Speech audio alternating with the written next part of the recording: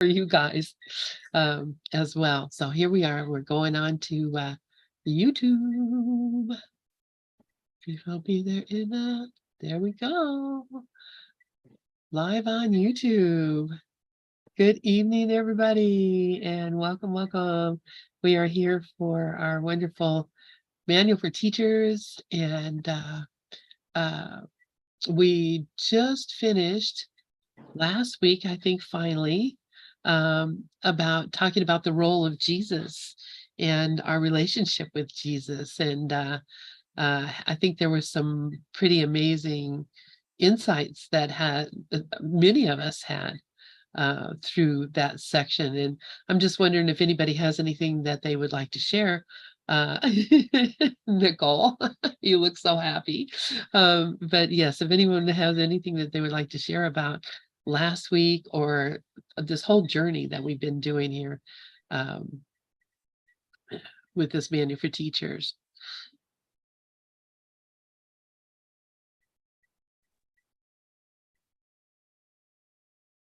Oh, come on. Somebody has something to share. I think that Nicole is muted. Nicole, are you speaking? No, you're not speaking. Okay, all right. Okay, go ahead, Rafi. One thing that came to me was, since there is only the oneness, that all the masters, Jesus, Buddha, Ramana Maharshi, Robert Adams, Lester, they're all just one.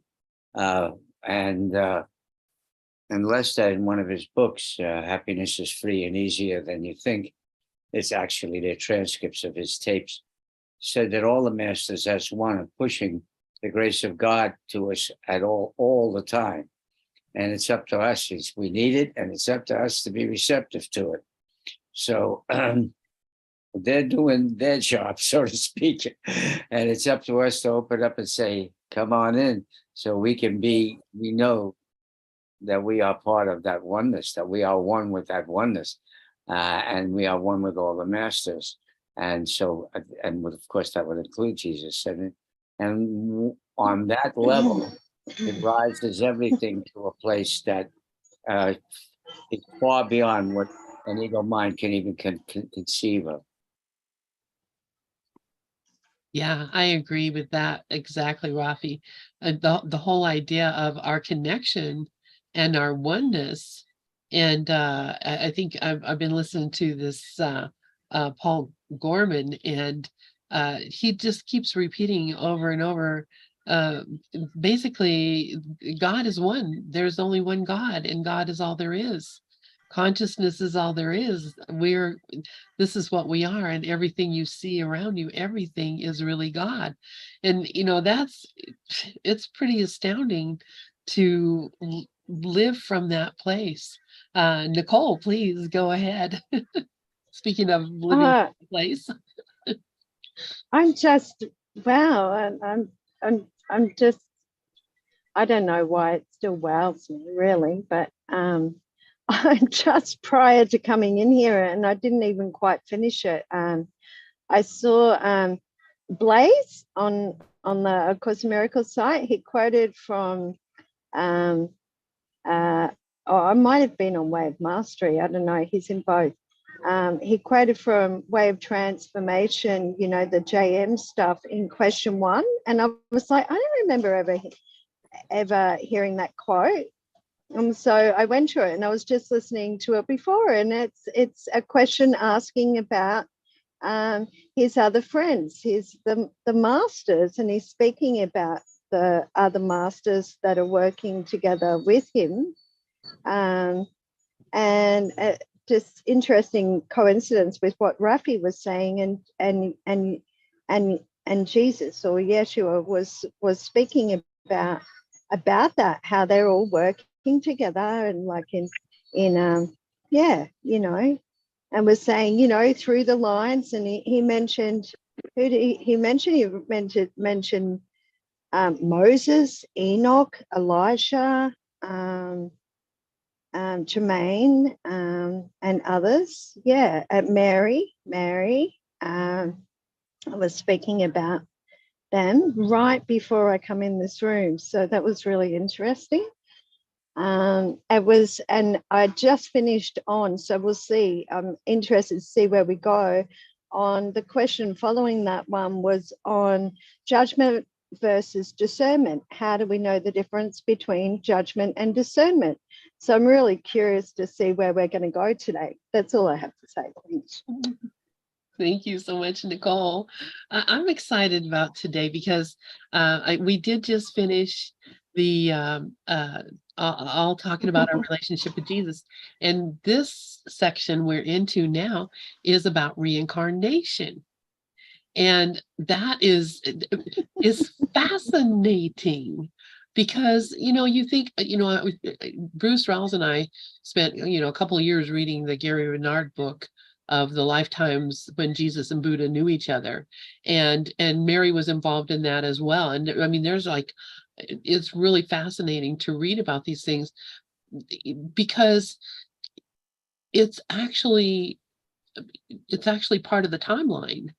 All this stuff is part of the timeline in the dream. So I'm excited to talk about reincarnation with y'all. And let's see, we got a couple of things in the chat here. There we go. Yep, acceptance, Dove, and we are one. All right, so here we are. Is reincarnation so? Very interesting topic. Who would like to read the first paragraph of this? Please, Nicole. Okay. Is reincarnation so? In the ultimate sense, reincarnation is impossible. There is no past or future, and the idea of birth into a body has no meaning either once or many times. Reincarnation cannot then be true in any real sense. Our only question should be, is the concept helpful? And that depends, of course, on what it is used for. If it is used to strengthen the recognition of the eternal nature of life, it is helpful indeed. Is any other question about it really useful in lighting up the way? Like many other beliefs, it can be bitterly misused. At least such misuse offers preoccupation and perhaps pride in the past. At worst, it induces inertia in the present. In between, many kinds of folly are possible. Okay, that's really interesting because, like, in my own path, anytime the idea or notions around reincarnation have come up for me, I'd been told it would be just a distraction and a distraction from the here and now. And yet I have encountered others where it has so-called been useful. And I don't know, maybe that is because maybe like I played with the ideas of reincarnation and belief in it prior to A Course in Miracles and prior to my revelation of oneness and knowing that I am eternal, I am spirit, and I am not this body. So, I suppose if I'm honest with myself, in those earlier times in my younger life, the idea of reincarnation did help me to see myself as a spiritual being having a human experience. So it was helpful at that stage.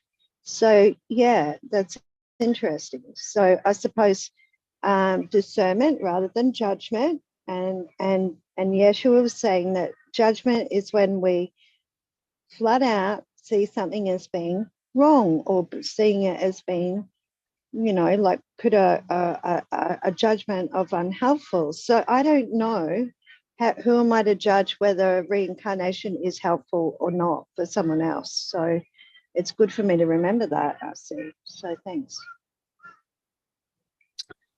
Yeah, it's interesting, Nicole, because there's so many people. I mean, I know I do not have any notion whatsoever of ever having lived another life or been another person. I have no notion whatsoever of that. It's not in my dreams, not anyway. I mean, nothing. Hey, Regis. Long time no see.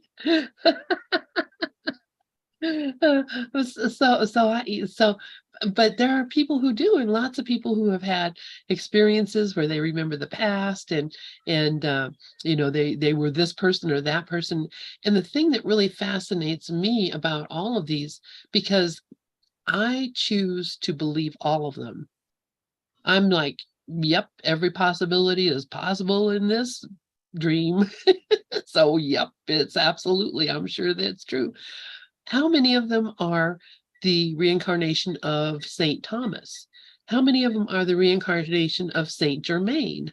How many of them are you have Germains all over the place. You have Thomases all over the place. How can that be if they were independent individual people living a independent individual life, and they just went from one life to another, unless, odd concept, we're all one, and we were all these things.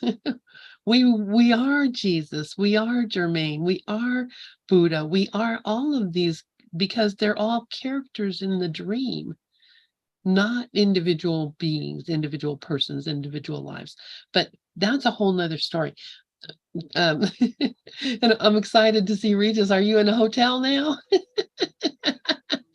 Regis was at my house this morning, so now he's up in Denver or somewhere. I'm really just on a hotel tour, right? I'm just touring the hotels of Colorado. Different hotel every night. Well, I hope this one is nice. It's good to see you anyway. Actually, the best one actually was Pueblo. Tracy said, I really like this hotel. So Pueblo, and this is, none of them are bad. They all on the same level. But this is number 3. Pueblo is number 1. Oh, okay. So Aurora was number 2. Yeah. So where are you, in Denver now? Oh, yeah. I'm near the Denver airport now. Okay. Okay. Very good. That's because you're near the airport. That's Yeah. We just and this one had a free shuttle to the airport in the morning, so it's good for that at least. Do they have the continental breakfast? We'll be gone. We leaving like 4:00 in the morning. Okay. All right. All right. All Yeah, right. y'all had in the continental breakfast in Aurora was amazing. They had the waffle iron where you could make your own waffles, and eggs, bacon, pastries. The coffee was good. Everything, yeah. Colorado. I Yeah. love it. All right. Okie dokie. So what I was going to say before I rudely interrupted myself was that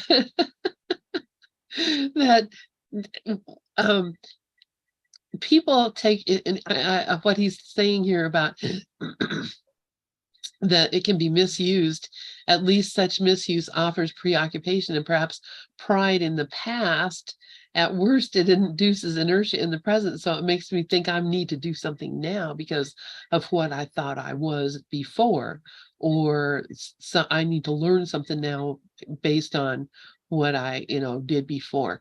And, strangely enough, I've had people, psychic mystics, 2 different ones, 2 different times, tell me 2 different times I've been told that I was the reincarnation of Edgar Casey. Well, think about that. I had no idea who the heck that was. But anyway, they said, you are connected to that Akashic record. You are Edgar Casey. I had no idea. I was 12 years old. I I had to go to the library and figure that one out. And then later on in my life, another person told me that, another psychic person. But then I was also told by psychic people that I was the reincarnation of Hans Christian Andersen, the fairy tale author. And I resonated with that. I said, you know what, that's because these stories I've read from him are some of the most mystical, profoundly religious, spiritual stories I've ever read. Maybe I was this amazing person, and how proud I am in this life to be that. Well, I guess I'm just saying yes, Jesus is right. I think if it's helpful in some way, and helpful could be saying that that death is not real. I mean, to get the idea that death is not real might be a very helpful thing, and in fact would be a very helpful thing for everybody to have. So if you knew for certain that death is not real, then you could definitely relax a little bit more in this life. To know that it's not the end and that there's nothing bad waiting on the other side. You could relax a little bit and maybe have a more joyful life. And those are just some thoughts. Nicole, did you want to say something? Yes, and then Karen Ye- right after. Yeah, in relation to when I believed, we were separate, and my belief system was that we experienced reincarnation, but we were separate, like separate atma and a soul. Like I believed we were souls, spiritual beings having a human experiences through reincarnation. Where reincarnation helped me was in relation to those kind of situations where you meet someone and you feel a connection with them, and you know that you know them, right? And you and because I was unaware at that point we're one, right? I would think, oh, like a soul brother, soul sister, and that we must have met each other before in a past life or something like that. So in that context, because of the filters and because of my belief system, it was a helpful concept at that time to start to realize my connection with others is not dependent on whether proximity and time and space, and whether we have talked together before, where I could feel that feeling of connection with someone that I've just met, or that, yeah. So it was a helpful thing for me at that stage too. Yeah. Anyway, yeah. Yeah, and there's nothing wrong with that. I mean, and it could be because I mean, we'll hear more, I think, more about it, that we did make a deal at the beginning of time that we would come together now to do this work that we're doing. So I would think that we would recognize each The other. teaching and learning relationships that are arranged. That was my way of explaining, like where the Yeah. Holy Spirit may have arranged this person to come into my life at this time. And that was my way at that time to explain that feeling of there's something here, for this. Yeah. Yeah, because Yeah. it's like we recognize each other. Yeah. So yeah. Karen, please go ahead. Yeah, thank you. Thank you, everyone. Thank you, Nicole. And I can relate to what you just shared. Spiritual beings having a human experience. And I do believe in reincarnation. And I do believe that we come back to learn the lessons that we didn't learn. We're coming back to learn them. That's my belief. I believe that we do come back to learn the lessons that we didn't learn. And the deja vu that you were talking about, like when you meet someone, I feel that with certain people, and you feel that like you've known them before. But I do believe that for me, it's helpful because, I know he's saying here in the ultimate sense, it's impossible because there is no past or future, but it's all happening now. Everything's happening at once. So I believe that when you pass away, when your body leaves this earth, if you've learned every lesson that you came to learn here, there's no point in coming back. And I think we make a choice. We make a choice whether we want to come back or not. And so I like what Lynn was sharing about, when you were told about who you were in your past life. I went to a psychic who told me that my daughter's father was my father in my past life, And I could see where that could be, I could see where that could be. And there's certain people in my life that I feel a connection with. And I feel that people that you're close to in this lifetime, whether it be your spouse, mostly your really close connections, like children, husbands, wives, parents, people that you're really, really connected with in a way where, you recreate, that they are going to continue to be in your life, and they were in your past life. That's just my belief and my feeling that I have. But I don't know. No one really knows. It's the truth is, we don't know. No one knows. I just know the feeling that I get, and I do believe that we come back here to learn lessons we can't learn if we didn't, and we choose it. So it's always a choice. So, but I really don't know. Nobody knows. Yeah, I agree with that. And well, I mean, nobody credible has come back and said, well, this is what happened when I was over there, although a lot of people have done that. So we don't know. I don't know. I really don't know. Regis, please, I'd love to hear what you got to say. I have nothing to say. I have a follow-up question for Karen. So in this, I'm not really trying to make a point or go anywhere. It's just a genuine question. So in how you feel about that, whether you come back by default or whether you choose to come back to continue to learn the lesson. Now, in that experience, do you feel like you are aware that you came back again to learn a lesson, or do you feel that you just back learning the lesson, but you don't know that you was here before and didn't learn the lesson?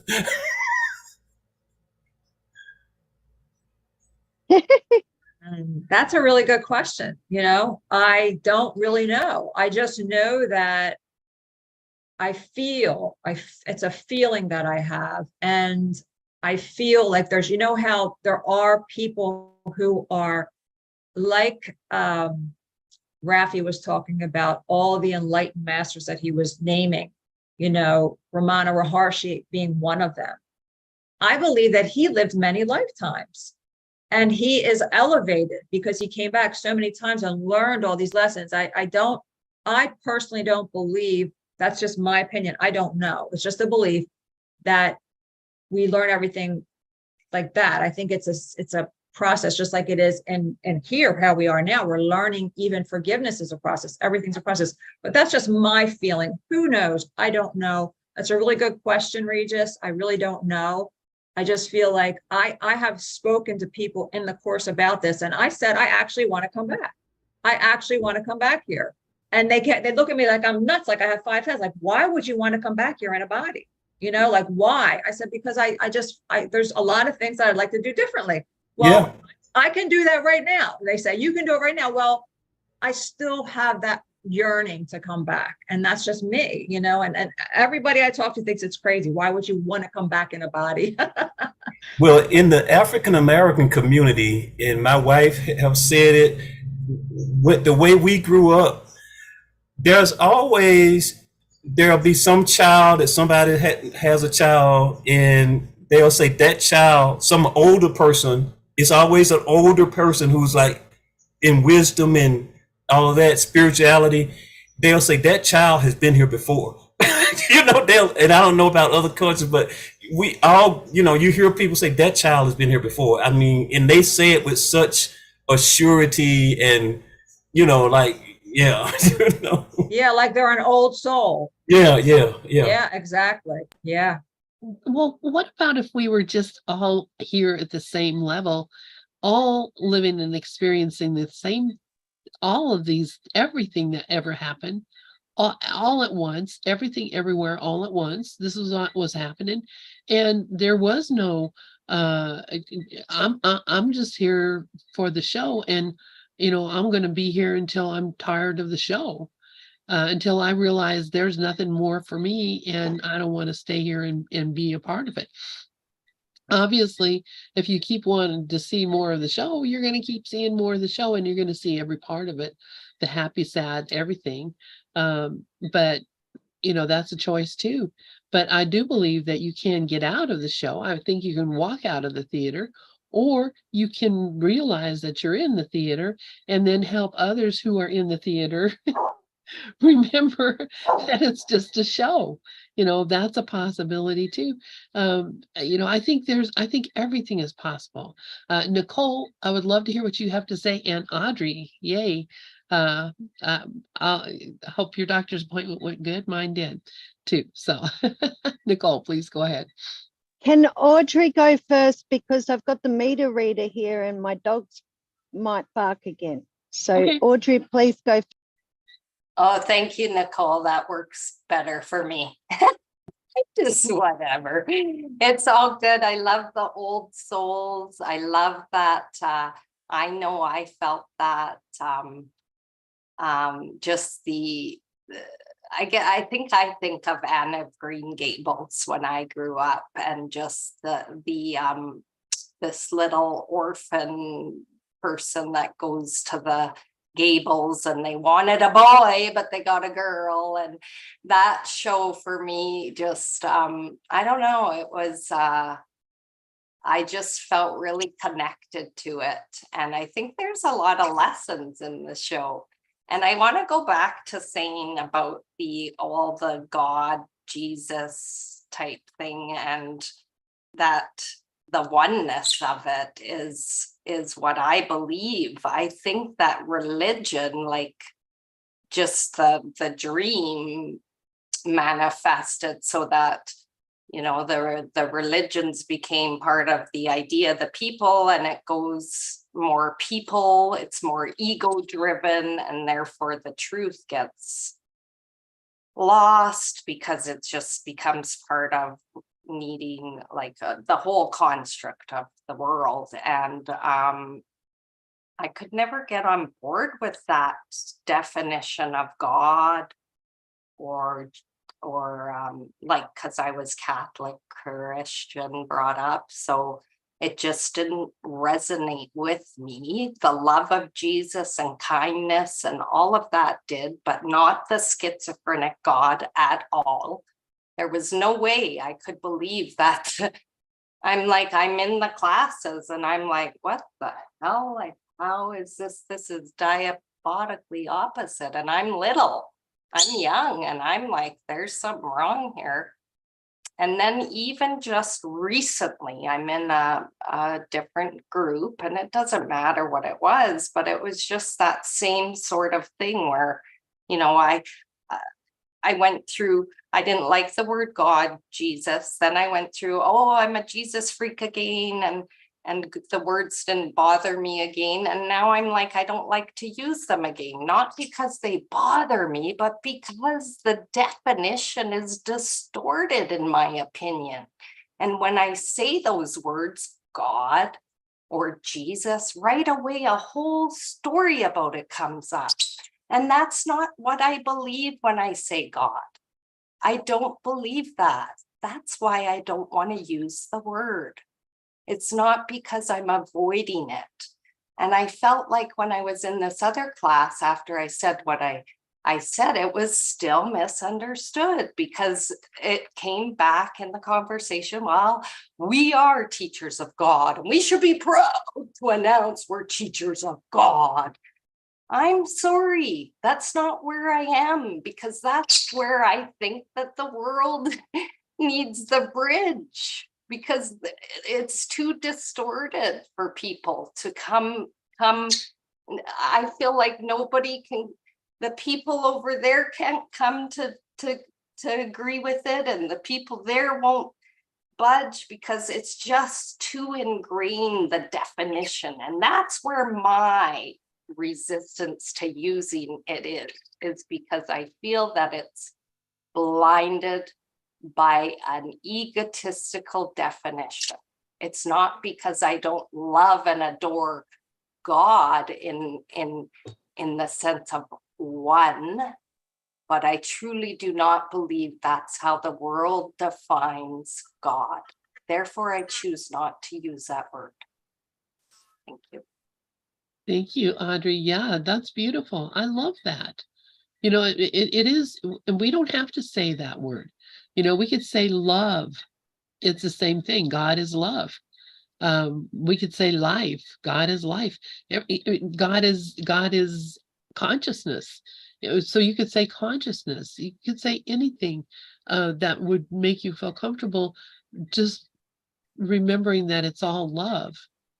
That's all that is love. And people want to call love some other name. That's okay too, because when I'm saying all this, all I'm saying is I love you.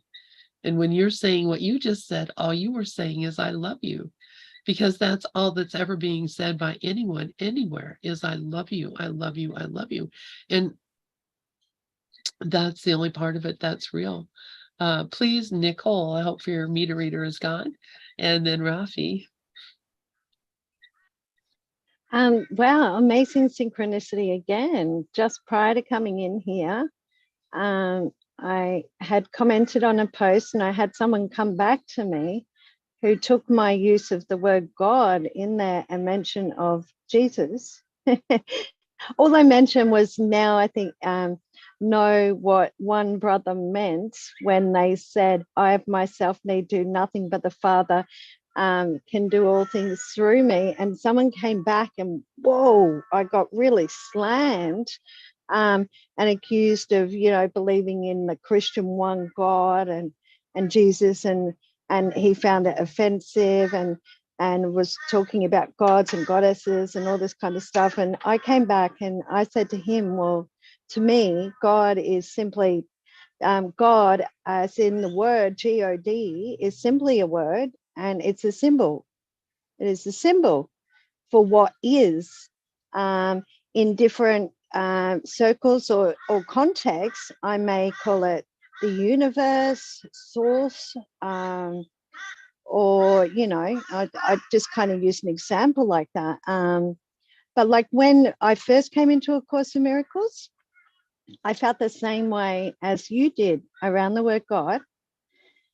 Then I had my experience of oneness, and because in my experience of that, because it came from a dark night of the soul and praying and asking for help from whatever it is out there, because I didn't know what it was. I just knew I was not alone and there was something out there that was helping me. When I prayed and asked for that help, and it was an experience of grace that brought that revelation of oneness to me. So because my perception of that very much was grace, then I had no problem using the word God, the symbol of God, for that which had answered and brought that experience to me, that had answered my prayer and experiencing my oneness with God. I had no problem at all then using that symbol of God. And then I had very soon after, where I had that experience, I went to Shen Resik to a Buddhist retreat, and I'd known a lot of Buddhists and I'd felt very comfortable with them, but I had no idea and hadn't actually experienced a Buddhist teaching. And I sat there while he was teaching this Wisdom of the Heart Sutra, the Geshe-la, for days, not realizing they didn't believe in a God, right? And then on the third day, which happened to be Easter Sunday, or Easter Monday, Sunday, Monday, the third day, which was funny coincidence, right? He suddenly mentions there's no God, right? And it goes with this reincarnation, because he was also teaching no Atman, which is, the part, a separate individual self that incarnates from to, like this, no Atman, no God. And I went into such shock because I'd experienced this grace, and I called it God. And I went into separation and retreat, and I felt so good and so connected and so joined. And like, here was this amazing, he was Christ teaching here. And then he shocks me by telling me there's no God, right? So I went within and I prayed and I went, I don't like feeling this disconnection based on belief systems. And so I decided I wanted to let it go. And I went within to the Holy Spirit and decided I wanted to let go of, the feeling of connection with him and seeing the Christ was more important to me than belief systems. So I let go. and I asked to see him truly, and then I opened my eyes, and at the same moment he opened his, we made eye contact, and some kind of amazing experience happened. And I saw in my brother's eyes, I saw the Buddha, I saw Christ, I saw God, and I saw myself. And I fell on the ground and I cried for hours. It was like I finally, it was the most amazing, beautiful vision of Christ that I experienced, right? And then after that, I came home and I had this amazing teaching dream where Jesus came and he was teaching me in my dream, and he was showing me how Western and Eastern religion, where there's God and where there's not God, were the same teachings, right? As just one used the concept of God and one didn't, right? Okay.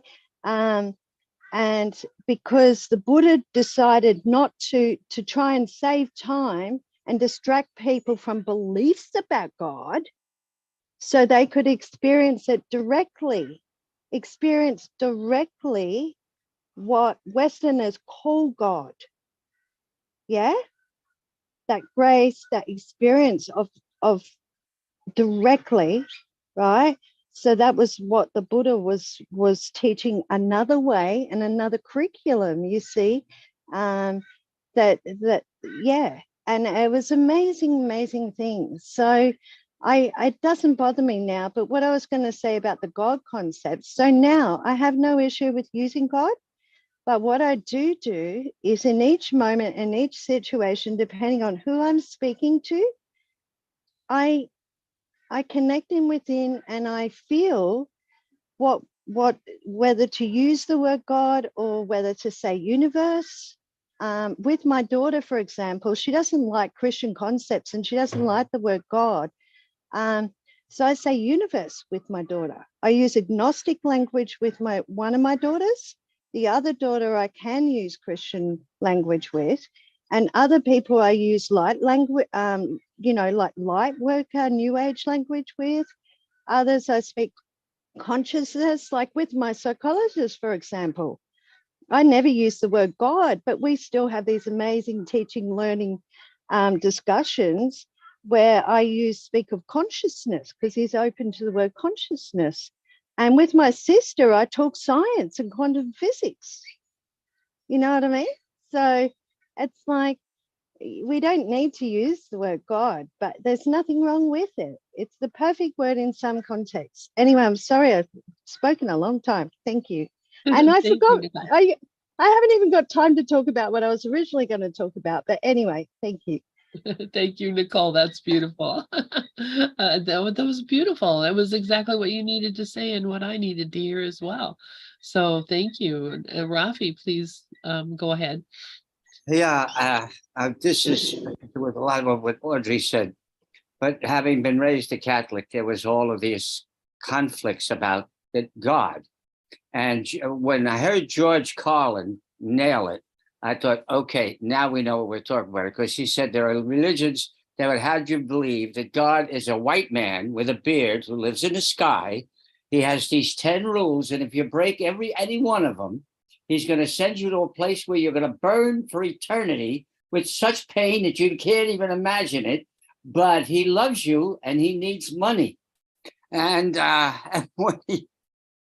when I heard that, thank you, George. That's exactly what they've been teaching us for so long. And no wonder we all have distorted things. And then when I got into the Sedona method and releasing and all of this, and God is the allness, is beingness, is consciousness, is love, is eternal, imperturbable peace, is okay, then it made sense. But what they were telling me as a kid when I was growing up in school made no sense. How could this guy love you and want to hurt you? And who is this guy? And why? And of course, there is no guy. And when they said to the coach that there's no God, well, there's no God in that sense. But when you look at the God as the all, then it makes perfect sense to me. And in the first of the Ten Commandments, it says, I am the Lord thy God. It doesn't say he is the Lord thy God. It doesn't say that is the Lord thy God. It says, I am, I am, I am. Hello. Beautiful. Thank you, Rafi. All right. Lots of great discussion. I'm really enjoying this tremendously. Let's go on to the next paragraph. So we've kind of established that reincarnation it's okay if you believe in it. It's not necessarily so, but what is it? What is it? What is it? So let's look at paragraph 2. Who would like to read paragraph 2? I will read it. Thank you. Reincarnation would not, under any circumstances, be the problem to be dealt with now. If it were responsible for some of the difficulties the individual faces now, his task would still be only to escape from them now. If he is laying the groundwork for a future life, he can still work out his salvation only now. To some, there may be comfort in the concept, and if it heartens them, its value is self-evident. It is certain, however, that the way to salvation can be found by those who believe in reincarnation and by those who do not. The idea cannot, therefore, be regarded as essential to the curriculum. There is always some risk in seeing the present in terms of the past. There is always some good in any thought which strengthens the idea that life and the body are not the same.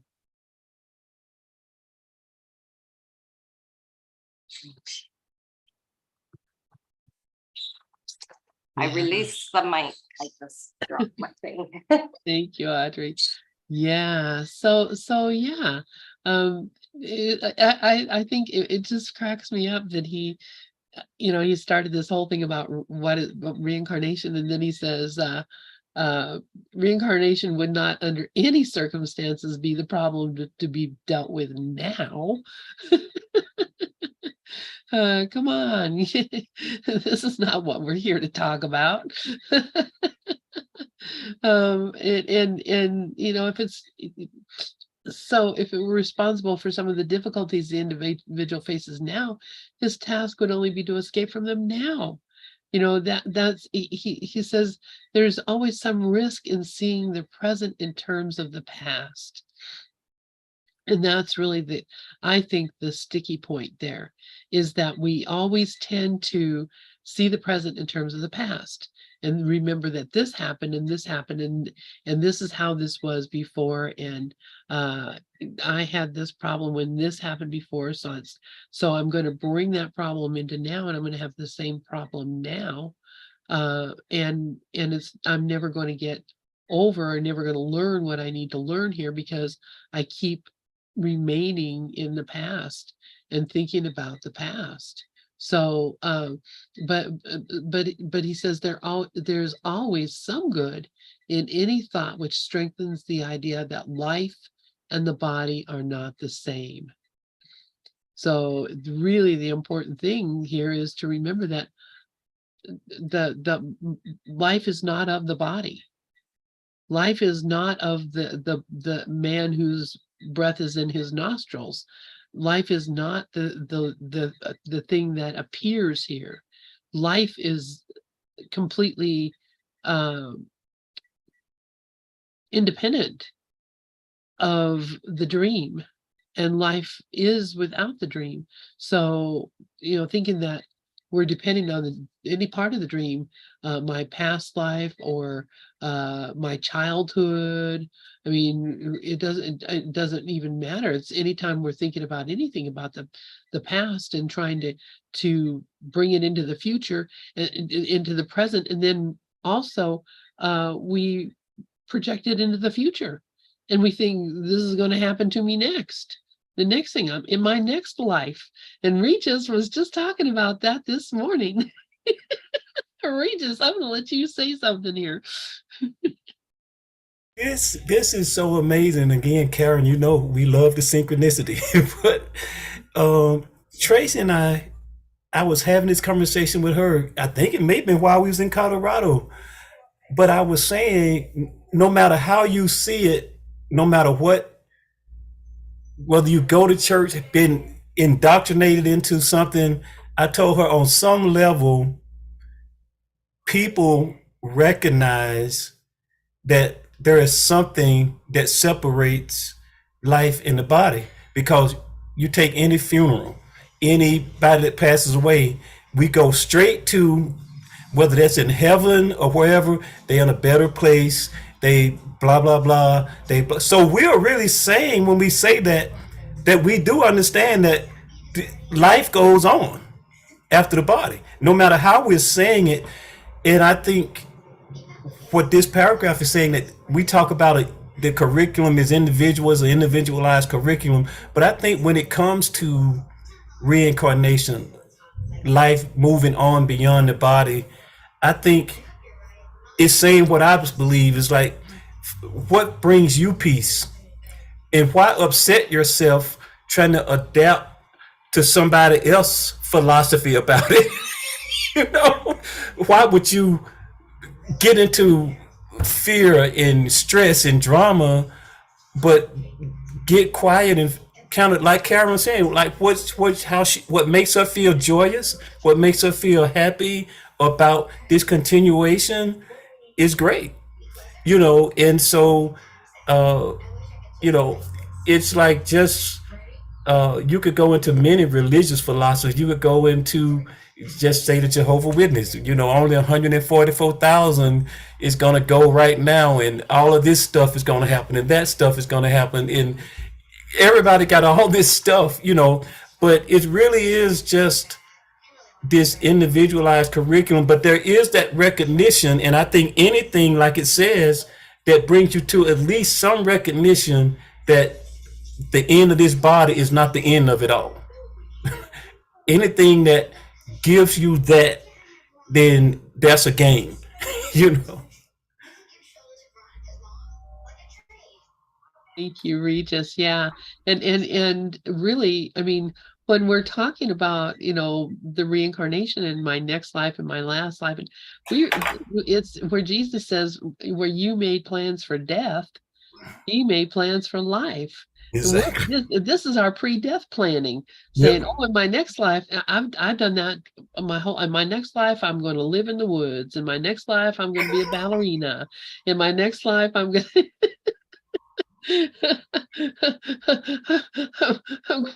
you know, I have all these ideas.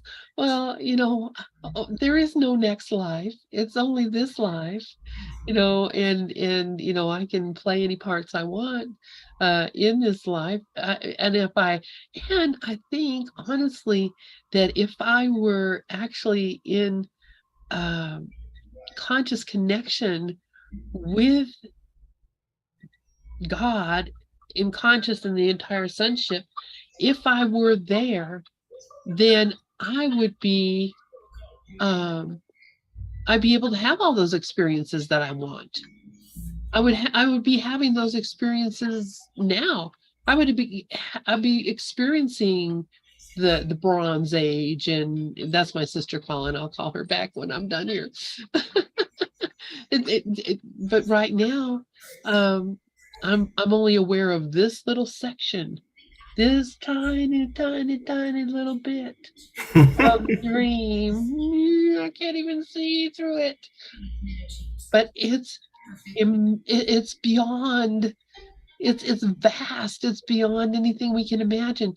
And if you could be conscious of everything, which is what you are, is the consciousness of all, the consciousness of God.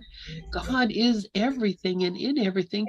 If I was connected completely with that, I would be having all those, I'd be having the greatest time of everything. I'd be having all the experiences. Please, Nicole, go ahead.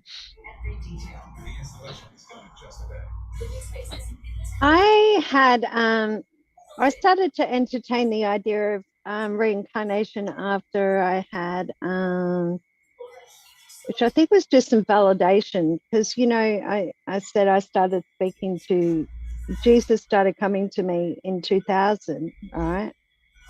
And I had this moment where, and this is early days of the internet and stuff, dial-up internet. There was hardly anything available on the internet. And I had this moment where I was speaking to him, and I had this name come, and I went, "Oh my God!" And I went, "Your name is your name is Yeshua, right? Yeshua." And it was like said almost with like a little inflection in the between the Y and the Yeshua, Yeshua, Yeshua, right? And I had this real, your name's Yeshua, right? And I'd never heard that before. My background had been Catholic. He's Jesus. That's it, right? And I'd never, ever, ever heard before him being called Yeshua. And then I had where I started to think, I'm freaking nuts. I must be crazy. Here I'm thinking I'm talking to Jesus. This is insane. This is crazy. I'm losing the plot. I'm losing my mind, right? I started to have doubts. And then I had where I went into this bookshop in Murwillumbah one day. I think this was about 2001. And I saw this book on the shelf, and it said, Journey Through the Workbook of A Course in Miracles. And I pulled it out, and it was Journey Beyond Words by Brent Haskell. And I see on the back of the book, they're calling Jesus Yeshua. And I'm like, wow, it helped me so much at that time, because I really was thinking, you know, I'm thinking I might be crazy, you know, like my mum was diagnosed as being crazy, you know, like she was diagnosed as having paranoid schizophrenia at one point in my life, and she had alcoholism. So I had a fear of being crazy. So that was very validating for me, seeing that. This was well before I'd ever heard of Way of Mastery, before I'd ever heard of any of these other things, right? And then I had not that long afterwards where I had one day, I'm sitting there and I see these words come up in my mind really strong. And it was the Essenes, right? Essenes, the Essenes. I'd never heard that word either. This is like prior to full-on internet. It was the really early days of internet. And I remember going, wow, what is this? I know this word, like it would seem really familiar to me. So I entered it, you know, I got on the dial-up in internet, you know how it was when you dial up, and went into the search engine of that time, and I put in the words, the Essenes. And the first thing I see is this picture comes up, right? And it's showing a picture of the Star of David, but with a snake around it eating its own tail. And it was like this amazing synchronicity. I'd had this background of Celestine prophecies and was experiencing synchronicity in my life. And this was amazing synchronicity for me, because I had designed a tattoo when I was 17, right? And I'd wanted to come up with a tattoo, and I'd come up with this tattoo I wanted to get, which was like a Star of David, right? And it had a snake around it eating its own tail. Now, I didn't end up getting I never went back for the second part of it to get the snake around it eating its own tail, but I knew this. And so that was amazing thing. So I looked at it, and that took me to a Gospel of Thomas and things like that, right? Okay. Then, you know how I mentioned just before about the Shen Resig thing and the Buddhist teaching. While I was there, I saw they had in the center of the Wheel of Dharma, the Tibetan Wheel of Dharma has this symbol that I'd put in the middle of my tattoo too. So amazing sync again. But my point is, because of that experience, I started to entertain the idea, oh, maybe I must have been in a scene. I'd known Yeshua from a past life, and started entertaining the idea of reincarnation. And that's when Yeshua told me exactly what we're reading here, that there's nothing that can be found in the past, that it was a distraction and just to focus on me now. There's nothing from then that, you know, is not here now, and to focus on here and now, right? Okay. But and then I had where I saw reincarnation as being like, I had this kind of vision of it being more similar to, like, there's an ocean, right? An ocean of oneness, and a wave comes up out of the ocean. And the wave that comes up out of the ocean is like an incarnation, right? All right. And then once that fades away, it falls back into the ocean, right? Back into heaven and oneness. So do you see how then reincarnation is similar to Christian beliefs about heaven, right? And all those near-death experiences that people have experienced, where they experience themselves entering back into oneness. And also what I saw, though, was that within that experience of oneness, right, the illusion of contradiction between the seeming individuated spark of oneness and being one is an illusion. Because I experience now, I say there's no just me anymore. And when I have this experience of connection with those in the ether who aren't currently incarnated, all right, well, they're one, and we're talking these masters too, all right, they're completely one in this ocean of oneness. There is still like some kind of distillation of where the idea of what we might have called a soul within that oneness, and that oneness with all, right? So maybe, and I'm only speculating, maybe what we call another incarnation is that same aspect of the oneness, then coming back out of the oneness again, right? Another way to look at this might be like the sunbeams coming out, or a ray coming out from the sun, and it's still the sun, it's still one, right? Right. So anyway, and you know, so we're kind of covered, all bases here are covered, whether you believe that we live only one incarnation, all right, that helps us, for the one who needs to focus on being here now and not being distracted, that's the perfect teaching for them, right? Or whether it even be an atheist or someone who's not ready to accept God yet, but to focus on here and now. Or the idea of Christian, which is like, you know, back into the heaven, back into the oneness, or reincarnation. I think like the truth is really all encompassing of all of it. That's all I wanted to say. Thank you. Thank you, Nicole. Yeah, I think you're absolutely right. I think that is about as clear as it can be. Sharon, please, I'd love to hear what you have to say. You know what, I was thinking, like, there's a movie, it's called Everything Everywhere All at Once. You know that movie that's out? Yes, yeah. And consciousness made everything, you know, let's face it, there's no human, it's all consciousness. So maybe there's a Lynn, and that's what you were saying, like reincarnation is just nothing but another dimension of a projection of all of us. Because the essence of who we are is, our DNA is not our essence. Our DNA means nothing. And whether we come back or we don't come back, we'll never know. I mean, we might guess, but you know, it's a funny thing. When I moved from Philly to Altoona, I thought that I really failed life. And I was looking for God. That's really, I got to a 12th step. And I said to my cousin, I cannot believe how I messed up. I just hope there's reincarnation. That was my prayer, that I'd get a chance to do it right. This is how crazy the ego is, right? I mean, absolutely insane.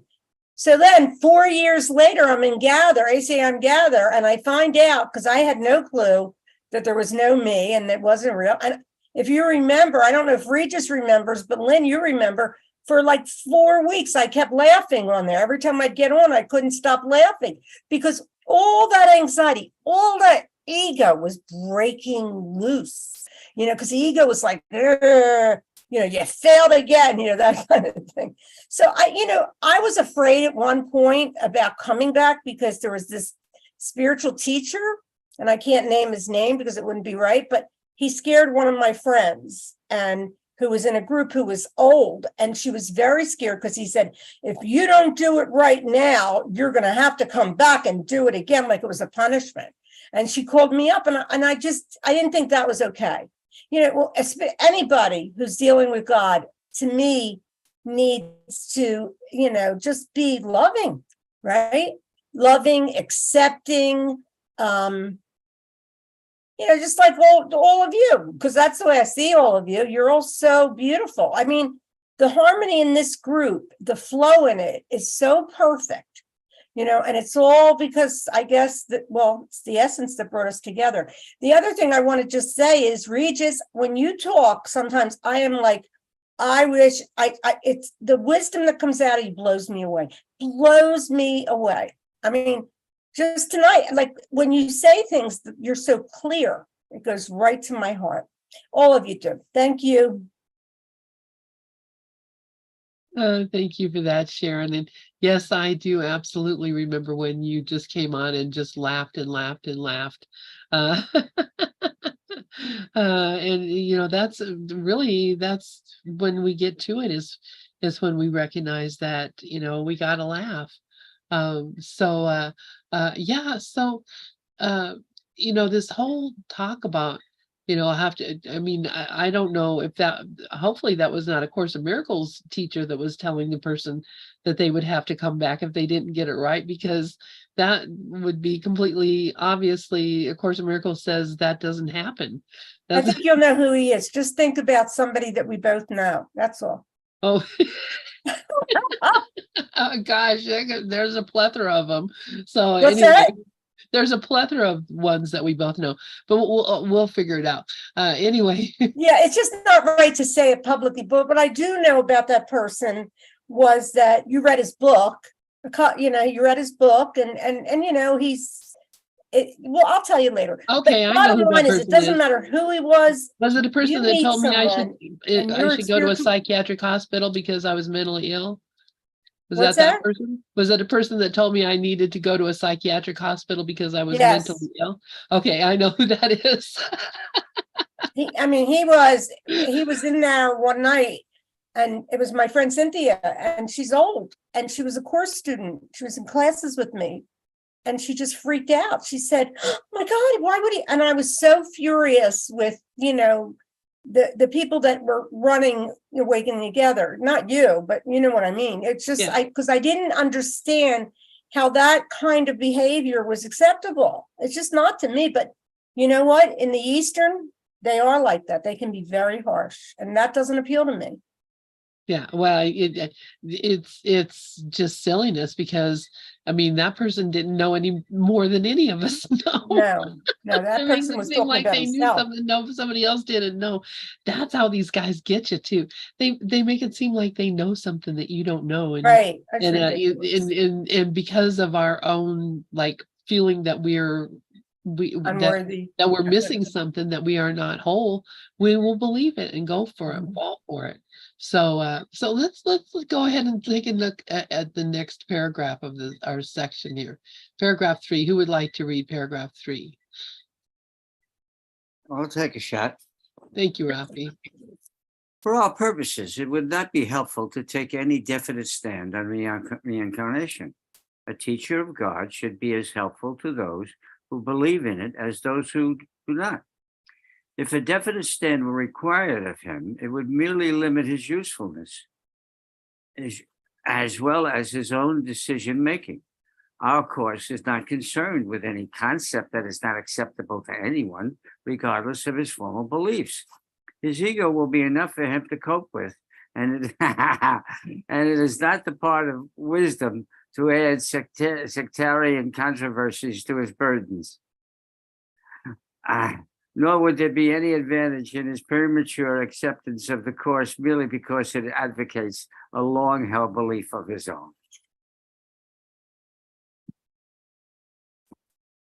Pretty funny, huh?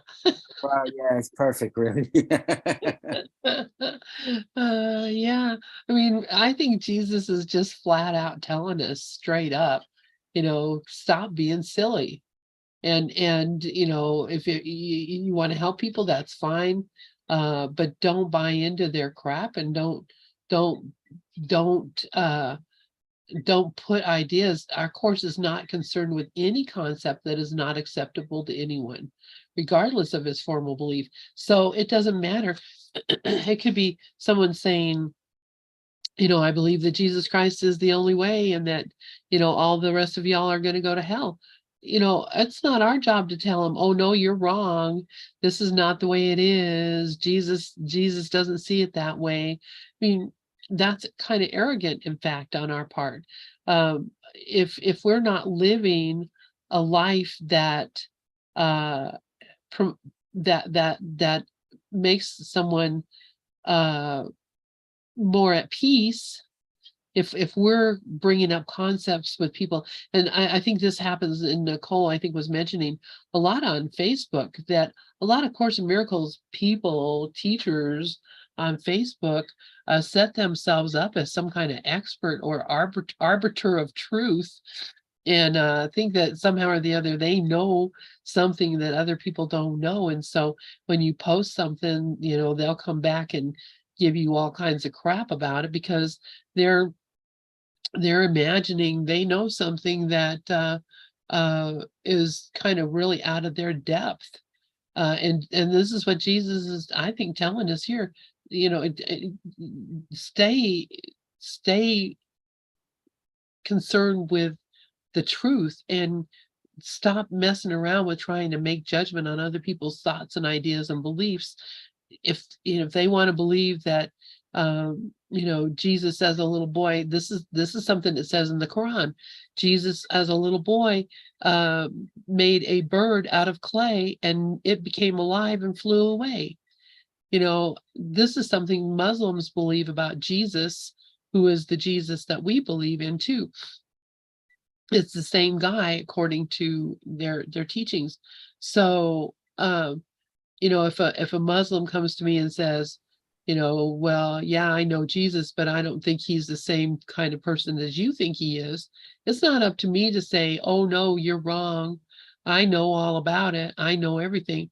I don't. So, I can respect his idea too, and say, yeah, I'm sure that did happen. I'm sure all these things happen. I'm in no position to tell you not. So, and yes, why fight with people's egos? His ego will be enough for him to cope with, and it's not part of the wisdom, not the part of wisdom to add sectarian controversies to his burdens.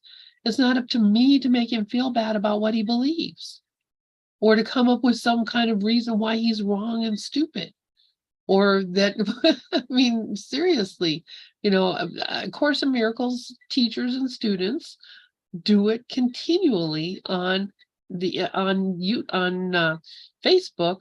I see it all the time, and it's just, I don't get involved in those controversies, because to opine in one way or the other is to take a side, and there is no side in wholeness. There's only one side in wholeness, and there's only one side in God.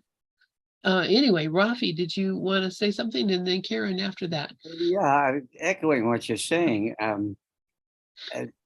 When you get up into the higher states of peace, acceptance and peace, you constantly hear the same phrase over and over again. There are no mistakes. Everything is unfolding exactly the way it's supposed to, and it's for your benefit. So if for instance, I share the method that I with a lot of people every week. When I get something, I share. If they accept it, it's because if it resonates with them, it's supposed to resonate with them. And if it doesn't resonate with them, it's because they're not ready for it yet. And it's as simple as that. And you just stand back and let it be the way it is. And as soon as you start making judgments, or you're getting into your mind opinions and reasons and excuses and rationalizations, well, you're caught up in that ego mind, and you're in a mess anyway. But to have that basic sound foundation of letting everything be exactly the way it is, because the dream is supposed to be the way it is. Otherwise, it would be some other way. And your job is to wake up. My job is to wake up, and let them, let them believe what they are, what they're going to anyway. And why would you want to fight with it? Then you're getting into ego as soon as you disagree. Yeah, and then that's not loving. That's beautiful. Thank you, Rafi. Please go ahead, Karen. Yeah, thank you both so much. I completely agree 100%. And there's not much more to add to what you said, but I just want to say that according to the Course in Miracles, where he says in sentence 4, our course is not concerned with any concept that is not acceptable to anyone, regardless of his formal beliefs. So the Course tells us in the introduction to the clarification of terms that this is not a course in philosophical speculation, which is basically concepts, okay? This course is not a course in concepts, nor is it concerned with precise terminology. And what I'm getting to is right now, it is concerned only with atonement or the correction of perception. The means of atonement is forgiveness. That's it. And that goes with everything. We're here exactly what you guys said, to accept people exactly as they are. Our purpose here is forgiveness. Our only responsibility is to accept the atonement for ourselves, and the whole idea of A Course in Miracles is to see our interests as the same, and we might disagree, but that doesn't mean that I'm going to make you wrong because I disagree with you. It's just, what do we have in common here? We all want to awaken from this dream of separation, and everything, it's all a dream, all of it. None of it's, so why make a big deal about it? And it's just a good lesson for everyone to realize that, recognize that take none of this too seriously, because that's when we start to take sides, and that's when we start to, put our meaning on it, and it doesn't mean anything. So thank you.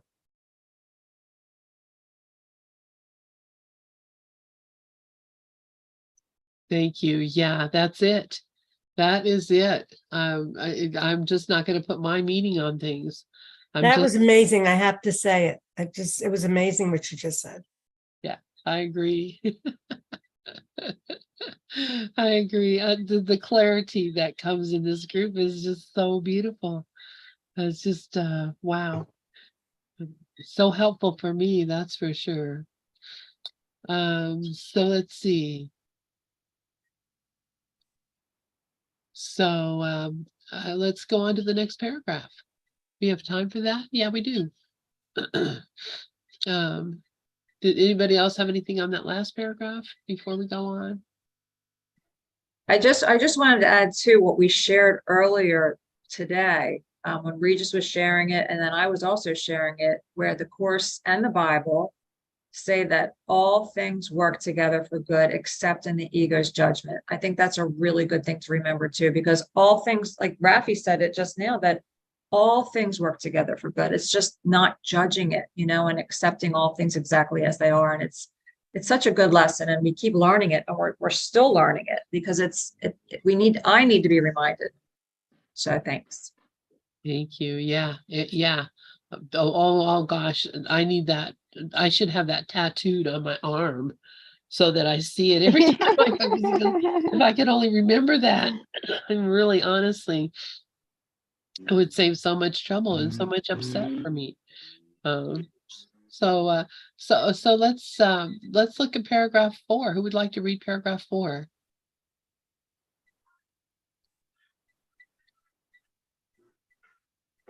Okay, I'll read it.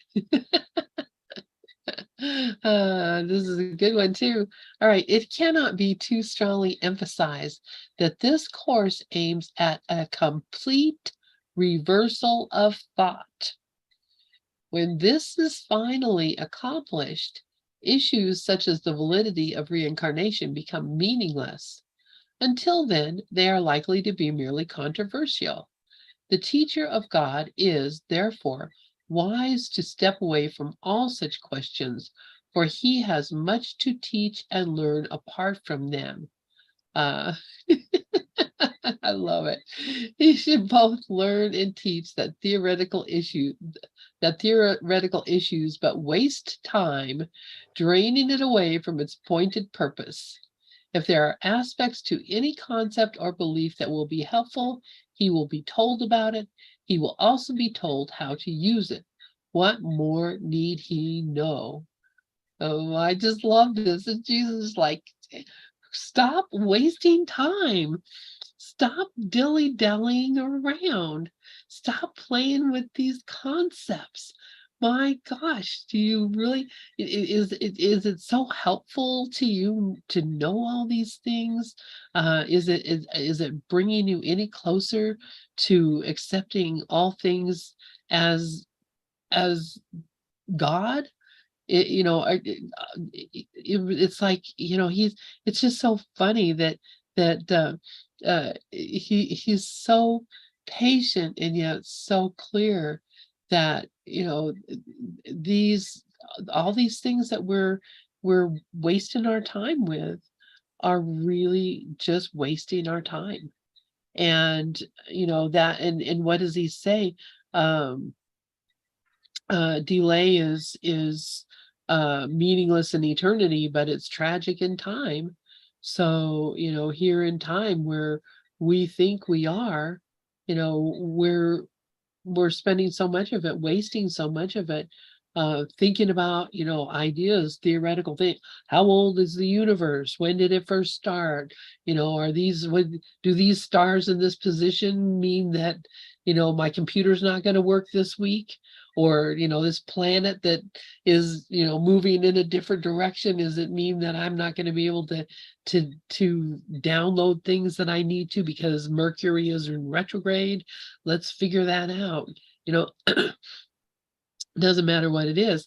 I mean, we watch it, TV shows are put on the television, and here's stories about, are there ghosts in this house, or we just fancy our minds up with so much stuff and imaginary thoughts.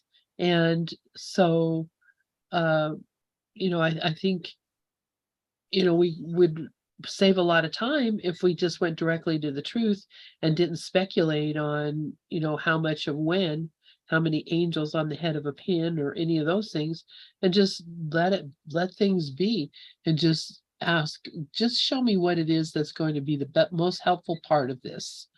Let's go to the cliff notes. Let's not go, I don't need to know the whole story. All I need to know is, what does this mean to me, and how does this help me? And I agree with Jesus, although I'm a star at wasting time. So anybody else have any thoughts about this paragraph?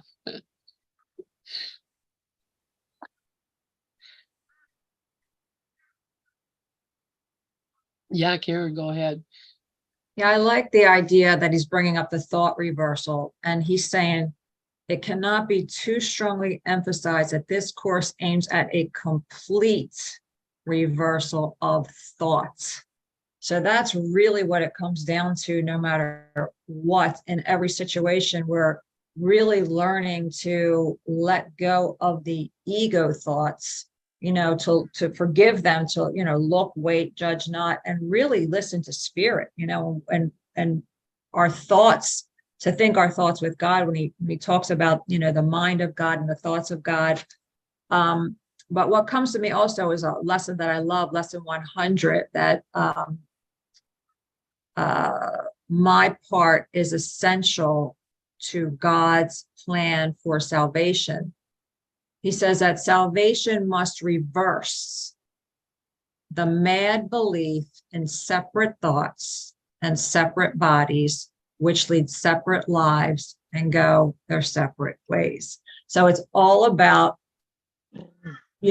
reversing that thought system of separate interests. It always comes down to that for me. And I think that's what this course is teaching all of us, because it's all about just shared interest and the oneness and the what we have in common. And how can we be truly helpful? And we can only be truly helpful by seeing our brother as ourself, by seeing what we have in common. And if we don't have something in common and we see differences, you know, we can still come together in a different way and respect. He tells us to respect our brother where he's at, you know. It's just all these learnings that are coming to me from what we're learning in the course, and all the role model demonstrations that he teaches us throughout the course is right here. And, you know, so they're always being learned in every section. So that's what's coming to me. Thanks. Yeah, thank you. Thank you for that, Karen. And yeah, it's that complete reversal of thought that Jesus talks about. And I was just, I'm looking it up. There's 45 places in the course where he talks about like perceptions laws must be reversed because they are reversals of the laws of truth. He's talking a lot about reversal here. And that's really what's happening when we recognize that Wow. the truth. It's our whole system gets reversed. And the reason I was looking, I was thinking, because I remember in the lessons of the Holy Spirit, the first one, to have, give all to all, and it says this concept alone will bring about a complete reversal of your thought system. So, you know, the whole idea that we can completely reverse our thought system and then completely remember the truth of what we are. Such an amazing thought that can happen. Anybody else have any thoughts about this? Go ahead, Nicole. Amazing synchronicity again. Yesterday I was talking about reversal, and it was in regards to our extrapolations. Our extrapolations are often a reversal. I could just use one example, for example. The golden rule, right? As taught, which I actually believe has been a mistranslation as well. I've had to let go of my beliefs that come from the idea of the golden rule, which I put on a pedestal as a child, like when I was young. And I extrapolated a whole heap of like a belief system out of this one teaching of Jesus that was in the Bible. I hope you can hear me, because you seem to be frozen. Oh, no. No, we can hear you. You know, and the reversal is, you know, our extrapolation from something where we suddenly come up with all these judgments and beliefs about, you know, what's right, what's wrong, what's this, or reversals such as, if I do this, then this will happen to me, and ideas about punishment and guilt and shame come in and all this. Like, it's amazing what the ego can do. And the ego belief system, if we're really honest with it, the whole thing is an extrapolation. That's what it is. You know, like, we come into this world, okay, we experience things, we hear things, and the ego extrapolates and comes up with this whole insane belief system, you know, which is like a reversal, you know. Yeah. Anyway, that's all.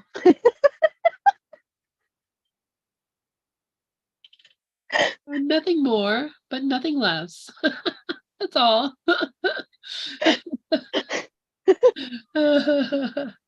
All right. Well, it looks like our time is about up. Does anybody, but we do have time if anybody wants to say anything. Anybody has any thing to share, and I'm going to just take the share off and put us up here with our smiley faces. Does anybody else have anything that they'd like to share before we close out for the evening? Well, Lynn, I just do want to say that my doctor's appointment was good. I had one 2 days ago as well with a different doctor, which was a complete 180. And it's all about the meds. Remember me? I'm like the one that's like, I'm going to quit my meds anyway. I went in there and I just had all my stuff. I put all these pills on her desk and I said, you guys can have all your pills back. She's like, what's going on, Audrey? I'm like, I didn't like how I felt, and I don't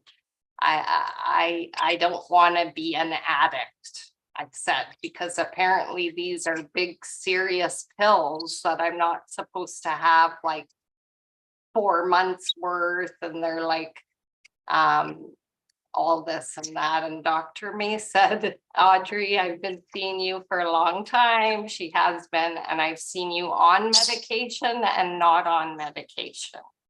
And you do much better on medication. And I'm okay with that.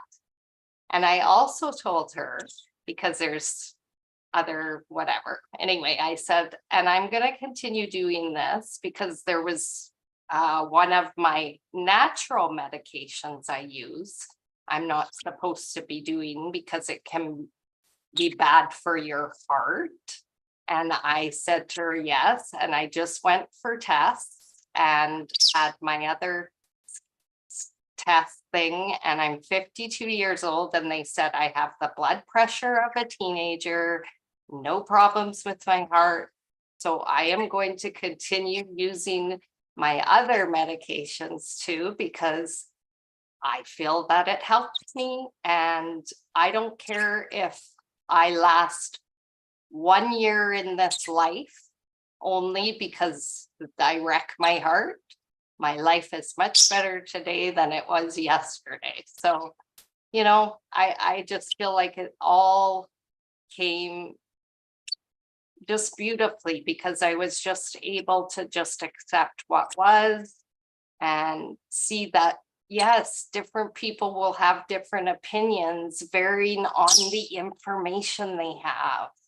And if they only have a snippet, well, of course, they're going to go into their own, you know, extrapolate what they know from things to put in missing pieces. It had nothing to do with me. And I tend to personalize so much. My brain will just get into this. Oh my God. Like, I mean, I call the doctors and they're like, oh, Audrey. And I'm like, how do you know who I am? Were you guys talking about me today? And I laugh, but I'm serious because it's diabolical person. And then there's also the person up here watching. And I'm like, I'm not insane though. I know this is really happening. There are different things happening. So I'm good. I'm okay. And if I'm not, whatever. That's beautiful. Thank you. I love to hear that, honey, because, you know, the thing is, the body itself is going to do things. The body has hormones, the body has all sorts of things, and it will do things to mess with your mind because it's all chemicals. That, you know, the brain operates on chemistry. You know, if you eat the wrong thing, it will kill you. If you eat the right thing, it will make you feel great. It doesn't matter. It's the body and it's not what you are. So take care of it. Don't, it's like we talked about your car. You know, you wouldn't, you know, not take care of service the engine or put oil in your car or take care of it when it needs to be taken care of because it's a physical thing that has physical needs. So, you know, don't, and yes, all those things are part of the physical world. They're not bad. There's nothing wrong with them.